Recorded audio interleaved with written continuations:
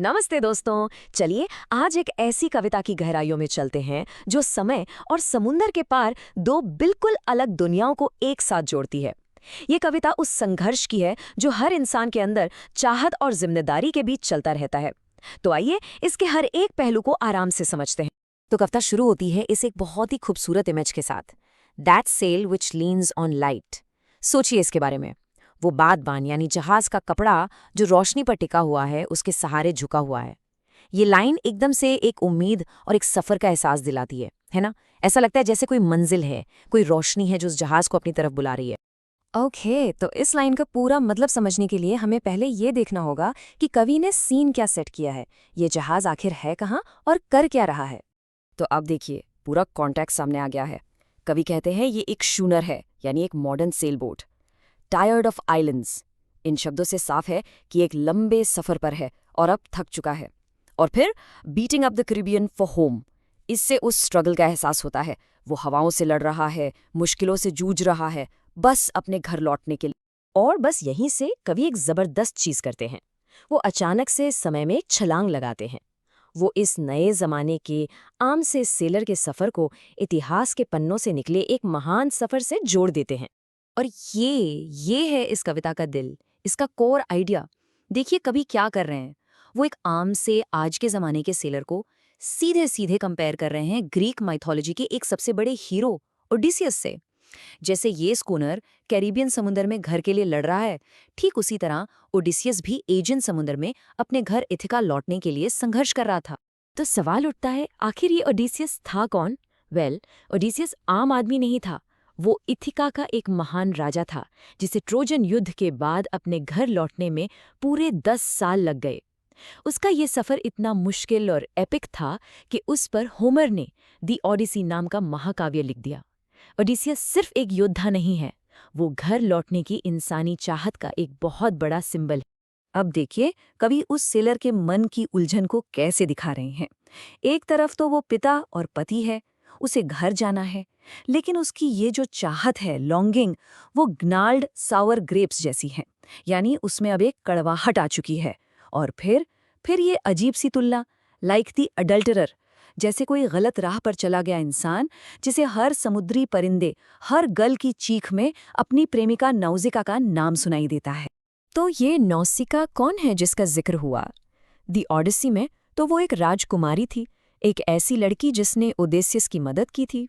लेकिन इस कविता में उसका नाम सिर्फ एक नाम नहीं है, वो एक सिंबल बन जाती है। किस चीज़ का? टेम्पटेशन का, भटकाव का। वो हर उस चीज़ को रिप्रेजेंट करती है जो एक इंसान को उसकी असली मंजिल और उसकी जिम्मेदारी से दूर ले जाती है। ओके, तो इन सब कैरेक्टर्स और कंपैरिजन्स के बाद अब कवि हमें ले जाते हैं इस कविता के सबसे बड़े, सबसे यूनिवर्सल थीम की तरफ, और वो है जुनून और जिम्मेदारी के बीच की वो अनंत लड़ाई जो हर इंसान के दिल में कहीं ना कहीं चलती रहती है। तो इन सब तुलनाओं का असली मतलब क्या निकलता है? कवि हमें आखिर बताना क्या चाहते हैं? ये जो संघर्ष है, ये आखिर है क्या? इसकी गहराई क्या है? और इसका जवाब है इन लाइंस में। ये है इस कविता का हार्ट।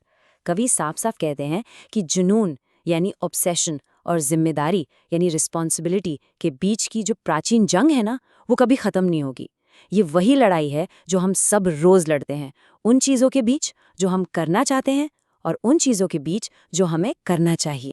और कभी ये भी साफ कर देते हैं कि ये जंग सिर्फ बड़े बड़े हीरोज जैसे ओडिसियस के लिए नहीं है। नहीं, ये हर किसी के लिए है, चाहे वो सी वॉन्डरर हो या वन ऑन शोर। मतलब चाहे आप समुंदर में तूफानों से लड़ रहे हो या बस दिन भर के काम के बाद थके हारे घर लौट रहे हो, आपके अंदर का संघर्ष बिल्कुल वही है।